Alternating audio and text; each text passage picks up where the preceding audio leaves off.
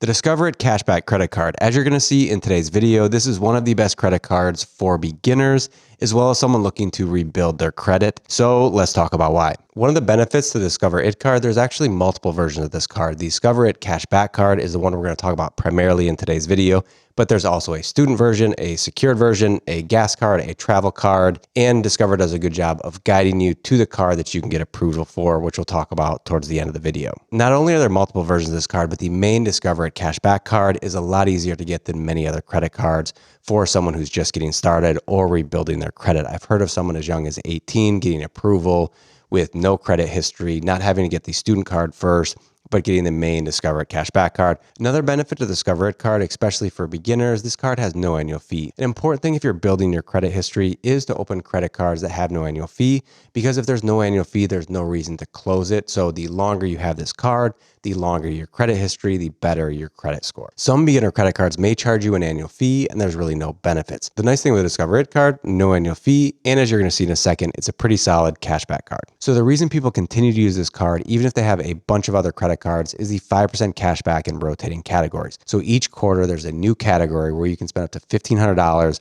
and you earn 5% cash back on that. So that's $75 per quarter. If you max out the 4 quarters spending $1,500, you can earn $300 cash back per year by using this card for those categories. The 2022 categories are as follows. So January to March was grocery stores, fitness clubs, and gym memberships. April to June was gas stations and Target. July to September, restaurants and PayPal. October to December, Amazon.com and digital wallet. Each year, this changes a little bit, but you can see these are the types of categories that you're going to get each quarter. Pretty popular categories: grocery stores, gas stations, restaurants, PayPal, things that you're probably spending money on. And you're not going to see many cards where you could earn more than 5% cash back. You don't just earn cash back on these rotating categories. You also earn 1% cash back on any other purchases in other categories. And if you go over the $1,500 per quarter, you would earn 1% cash back on that. 1% cash back isn't great, but it's pretty good for a beginner card.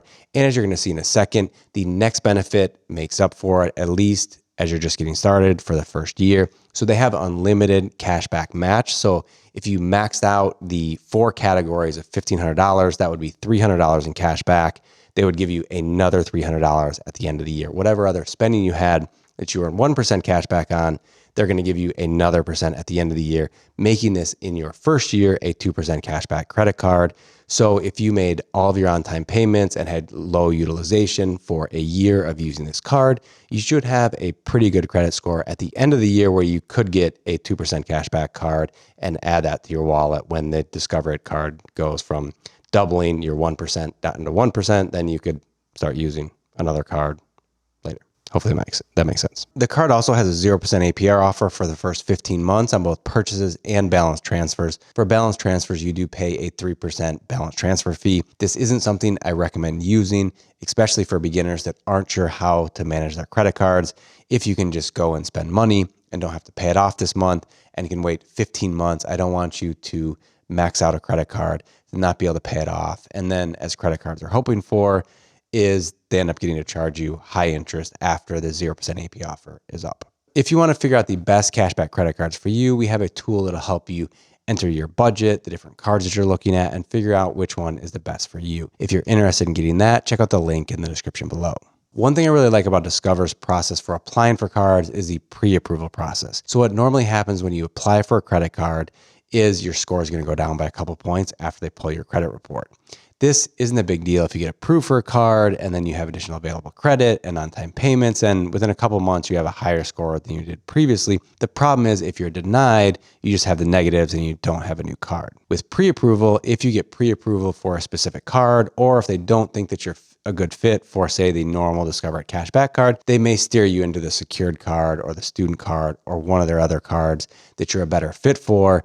And if you get that pre-approval, you have fairly high odds of when they do pull your credit report that you're going to be approved for that card. So yes, your credit report is going to go down because they will pull your credit report, But if you didn't get any pre-approvals, then you're not going to apply for any of the cards, and no harm, no foul. Your score doesn't go down because they never pulled your credit report because you didn't get pre-approval. So I think this does a good job for someone who's really not sure if they're going to get approved or not, to have this intermediate step before having your credit report pulled by the credit card company. And maybe another benefit for you is there are a bunch of designs for this card. So hopefully you can find something that you find pretty that you can carry around in your wallet.